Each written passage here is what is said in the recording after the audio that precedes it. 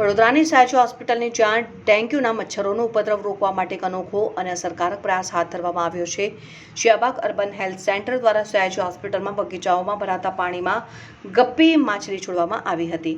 વડોદરાની સયાજી હોસ્પિટલ અને તેની આસપાસના વિસ્તારોમાં ડેન્ગ્યુના મચ્છરોનું બ્રીડિંગ અટકાવવા માટે શિયાબાગ અર્બન હેલ્થ સેન્ટર દ્વારા એક ખાસ મુહિમ શરૂ કરવામાં આવી છે। હોસ્પિટલના કેમ્પસમાં આવેલા બગીચા, પીએમ રૂમ પાસેના ફુવારા અને મંદિરના પરિસર જેવી જગ્યાઓ જ્યાં પાણી ભરાઈ રહે છે ત્યાં ગપ્પી માછલીઓ મૂકવામાં આવી છે અને આ માછલીઓ મચ્છરના ઈંડા અને પોરાને ખાઈ જવાની ક્ષમતા ધરાવે છે, જેનાથી ડેન્ગ્યુના મચ્છરોનું ઉત્પાદન કુદરતી રીતે અટકી જશે અને હાલ ચોમાસાની સિઝનમાં પદ્ધતિ ડેન્ગ્યુના વાયરસને ફેલાતો રોકવા માટે ખૂબ જ ઉપયોગી સાબિત થઈ રહી છે।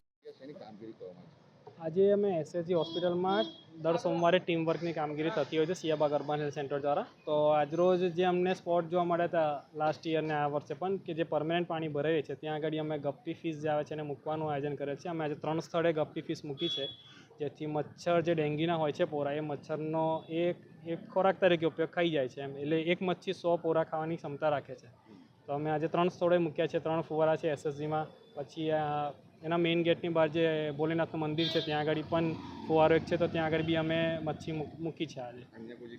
અને હવે આવનાર દિવસમાં જે વિસ્તારમાં જે પરમેનન્ટ પાણી ભરાઈ રહે છે ચોમાસા દરમિયાન, તો ત્યાં આગળ બી અમે આ મચ્છી મૂકવાનું આયોજન કરવાના છે।